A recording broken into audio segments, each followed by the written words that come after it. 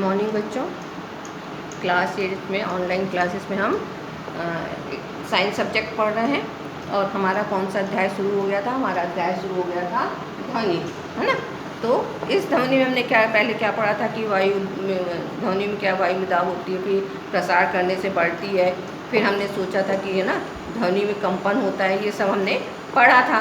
ठीक है ना बच्चों, क्या क्या पढ़ा था कि ध्वनि किस किस में, मतलब ठोस में होती है ध्वनि, वायु में होती है और द्रव में होती है। तो इसके हमने क्रियाकलाप करके भी हमने देखे थे, क्रियाकलाप के द्वारा भी हमने समझा था कि ध्वनि किस प्रकार उत्पन्न होती है।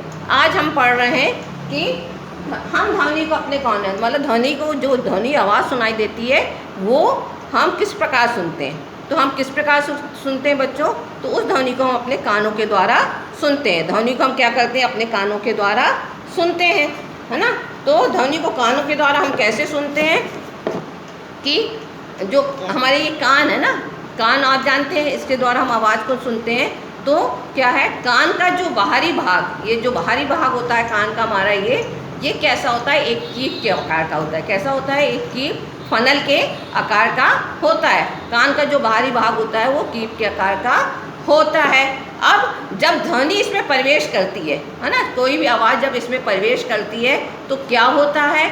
जब कोई भी ध्वनि इसमें प्रवेश करती है तो यह एक नलिका से गुजरती है ना। कान में क्या होता है, जब आवाज़ इसमें से प्रवेश करती है तो एक नलिका के द्वारा ये अंदर गुजरती है। तो जिसके सिरे पर, जो नलिका के द्वारा सुनती है, उसके सिरे पर एक पतली झिल्ली रहती है ना। उसके अंदर एक क्या होती है? एक पतली झिल्ली होती है। उस मतलब तनित झिल्ली होती है, तनी हुई झिल्ली होती है। बच्चों, जब आप देखते हो कि कान का भी कोई दर्द होता है तो डॉक्टर को दिखाने देखते हो तो अंदर उसमें, उन लोग जिसके द्वारा देखते हैं तो उसके अंदर क्या होता है? अपने कान के अंदर एक पतली झिल्ली होती है जो तनी हुई रहती है। अब ये क्या है? इसे कर्णपटय कहते हैं। वो जो झिल्ली रहती है उसको क्या करते हैं? कहते हैं हम कर्णपटय कहते हैं ना। उसको क्या कहते हैं बच्चों? कर्णपटय कहते हैं। मतलब उसको हम कहते हैं ईयर ड्रम। कर्णपटय मतलब उसको हम क्या कहते हैं? ईयर ड्रम कहते हैं। अब क्या है, जब कर्णपटय जो रहता है वो क्या होता है? एक रबर की सीट के समान होता है ना। रबर की एक सीट के समान होता है कर्णपटय, जो अपना ईयर ड्रम होता है वो रबर की एक सीट के समान होता है। और क्या करता है ये? इसका एक महत्वपूर्ण कार्य है। इसका कार्य क्या? बहुत अधिक महत्वपूर्ण है। किस प्रकार से महत्वपूर्ण है बच्चों ये? तो जब कर्णपटय एक तनित रबर की सीट के समान होता है ना, तो ध्वनि का कंपन, जब ध्वनि मतलब होती है तो उसमें कंपन होता है। तो ध्वनि का जो कंपन है वो क्या होता है कि कंपित करते हैं, है ना। ध्वनि क्या करती है? वो ये कंपन, मतलब कर्णपटय ईयर ड्रम पर क्या करती है? उसको कंपित करती है। तो कंपित करने से क्या होता है कि जो कर्णपटय इन कंपनों को अंदर आंतरण कर्ण के में भेजता है ना। इनको क्या करता है? इस कंपन को आंतरण कर्ण पर भेजता है। मतलब इनर जो ईयर रहता है उस पर ये कंपन भेजता है। कर्णपटय जो रहता है, नली से गुजरता है, वो कहाँ पड़ता है? वो अंतर कर्ण, इनर ईयर में भेजता है। अब इस वहाँ से क्या होता है? ये संकेत के द्वारा, है ना, जब ये अंदर आंतरण कर्ण में जाता है तो संकेतों द्वारा हमारे कहाँ पहुँचता है? मस्तिष्क में पहुँचता है ना। किसके द्वारा? संकेतों के द्वारा ही हमारे मस्तिष्क में, जैसे आपने पढ़ा होगा ना तंत्र का तंत्र क्या है ना, उसमें भी क्या होता है? जो होता है उसके तंत्र का तंत्र के द्वारा हमारे मस्तिष्क तक पहुंचता है। तो उसी प्रकार क्या होता है? जो कंपन होता है ना, आंतरकर्ण के द्वारा क्या होता है? संकेतों के द्वारा हमारे मस्तिष्क तक पहुंचता है। और इस प्रकार जब वो मस्तिष्क तक पहुंचता है तो हमको एहसास होता है और हम ध्वनि सुनते हैं, है ना। तो कानों के द्वारा कैसे हम ध्वनि सुनते हैं बच्चों? ये आपने देख लिया है ना कि कान का क्या होता है? एक फनल के समान रहता है, उसके अंदर एक पतली तनी हुई झिल्ली रहती है ना। जब हम ध्वनि कंपन होता है तो ये कंपन क्या होता है? कर्णपटय के द्वारा आंतरिक कर्ण में पहुँचता है, जहाँ संकेतों द्वारा हमारे मस्तिष्क में पहुँचता है तो हम उस आवाज़ को, ध्वनि को सुनते हैं। तो किस प्रकार हम सुनते हैं ये देख लिया। अब उसके बाद हम देखते हैं कि कंपन का आयाम, आवृत्त काल तथा आवृत्ति। कंपन का आयाम, आवृत्त तथा आवृत्ति, है ना। ये क्या होता है? तो बच्चों हम ये देखते हैं क्या है ये, कि पहले हम देखते हैं दोलन गति। आप पहले पढ़ चुके हो दोलन गति क्या होती है ना। तो दोलन गति क्या है? किसी वस्तु का बार बार इधर उधर करना कंपन कहलाता है। इस कंपन को हम दोलन गति कहते हैं, है ना। किसी वस्तु का बार बार इधर उधर करना क्या कहलाता है? कंपन कहलाता है। इस कंपन को हम दोलन गति भी कहते हैं। आपने देखा होगा जो घड़ी है, घड़ी का जो पेंडुलम रहता है वो यहाँ से वहाँ होता रहता है, दोलन करता रहता है, गति करता है, एक तरफ दाईं तरफ जाता है, फिर बीच में आता है और फिर बाद में बाईं तरफ जाता है। तो आपने ये देखा होगा बच्चों, है ना, कि घड़ी का जो पेंडुलम है वो दोलन करता रहता है। तो क्या है, जो बार बार इधर उधर होना कहलाता है, कंपन होता है, जिसके कारण इसको हम दोलन गति भी कहते हैं। अब दोलन गति कहते हैं, इसको समझ में आ गया बच्चों, है ना। अब जैसे झूले की गति है ना, आप झूला झूलते हो, उसमें भी गति होती है ना। तो जो झूले की गति है उसमें आवृत्ति और कंपन दोनों होता है।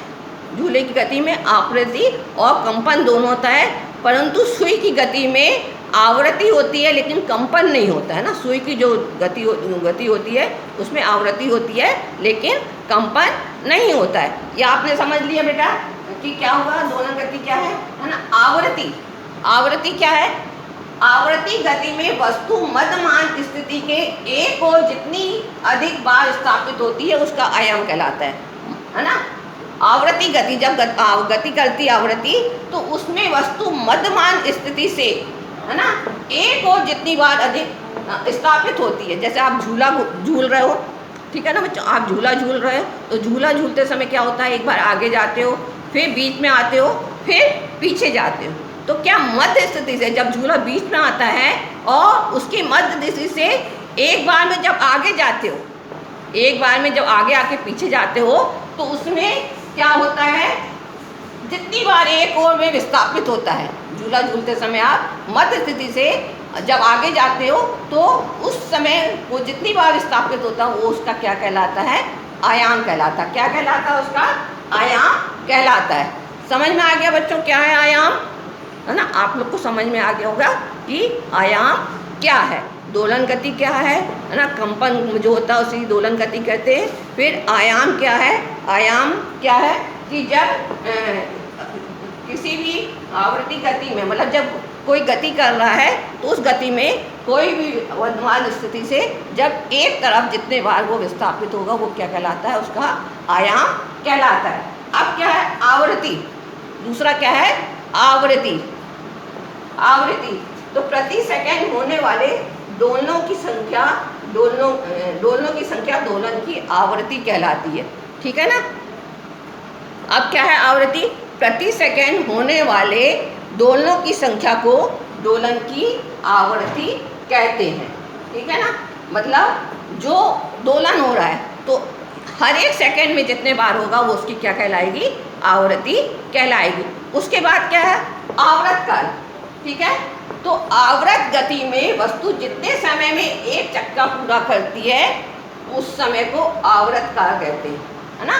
आवर्त गति में मतलब जब वस्तु गति कर रही है उस गति में वस्तु जितने बार, है ना, जितने समय में एक चक्का पूरा करेगी, है ना। जैसे एक चक्का झूला आगे गया, पीछे गया, फिर आगे आया, तो एक समय में वो जितना चक्का पूरा करती है उस समय को हम क्या कहते हैं, आवर्त काल कहते हैं। तो बच्चों ये आपको समझ में आया होगा कि दोलन गति क्या है, आयाम क्या है, आवृत्ति क्या है और आवर्त काल क्या है। तो अब ये आपको समझ में आ गया। तो इसके अनुसार हम अभी एक मैथ गणित के द्वारा हम इसको समझते हैं कि क्या है।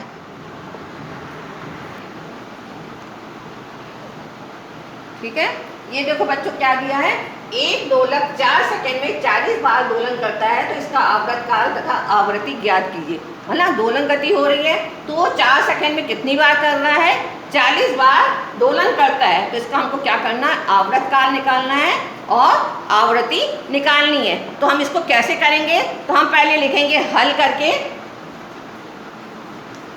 हम पहले लिखेंगे 40 दोलन करने में लगा समय। ठीक है, 40 दोलन में पूरा करने में लगा समय। तो बच्चों बताओ 40 दोलन में पूरा करने में कितना समय लगेगा, उसको कितना समय लेगा, ये दिया आपको 40 दोलन पूरा करने में उसको कितना समय लगा, 4 सेकंड लगा। तो क्या लिखोगे आप, 4 सेकंड। समझ में आया। अब इसके बाद लिखना है हमको कि दोलनों की संख्या कितनी है, दोलन की संख्या कितनी है दोलन की संख्या। बच्चों बताओ, आपको यहाँ दिख रहा होगा ना कि दोलन की संख्या कितनी दी है, कितने बार उसने दोलन किया, 40 बार दोलन किया। तो दोलन की संख्या क्या लिखोगे आप, 40 लिखोगे। समझ में आया? पहले समय कितना लगा वो लिखा और कितने बार दोलन किया तो वो लिखा।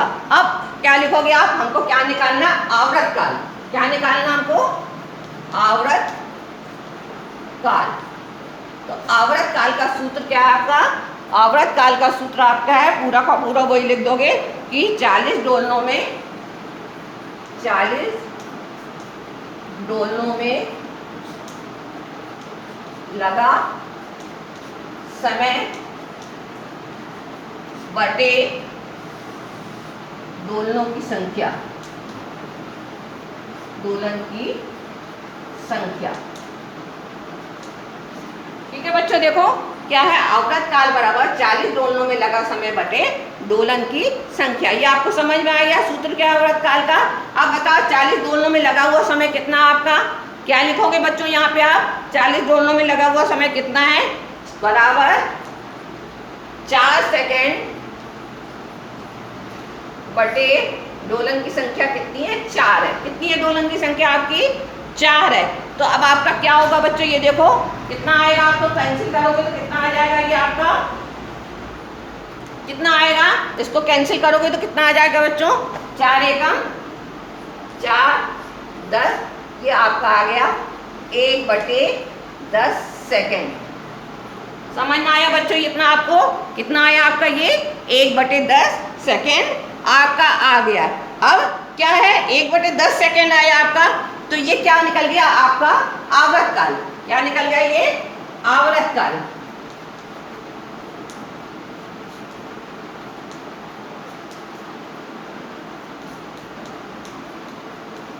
एक बटे 10 सेकेंड, 1/10 सेकेंड को आप दशमलव में करोगे तो बच्चों कितना आएगा, कितना आएगा, है ना, आएगा आपका 0.10 का भाग नहीं दिया तो कितना आएगा आपका, ये 0.1 सेकेंड, 0.1 सेकेंड। समझ में आया कितना आया आपका, ये है ना बच्चों, कितना आया 0.10। अब आवृत्ति निकालनी है हमको, ठीक है, आवृत्ति निकालनी है। ये तो हमारा आ गया आवर्त काल। अब आवृत्ति निकालनी है। अब मैंने ये बताया था, आपको ये बताया था कि जो उसको हम यूज़ करते हैं तो आवृत्ति को हर्ट्ज में करते, तो दोलन की संख्या और दोलनों में लगी संख्या, क्या लिखोगे, दोलन की संख्या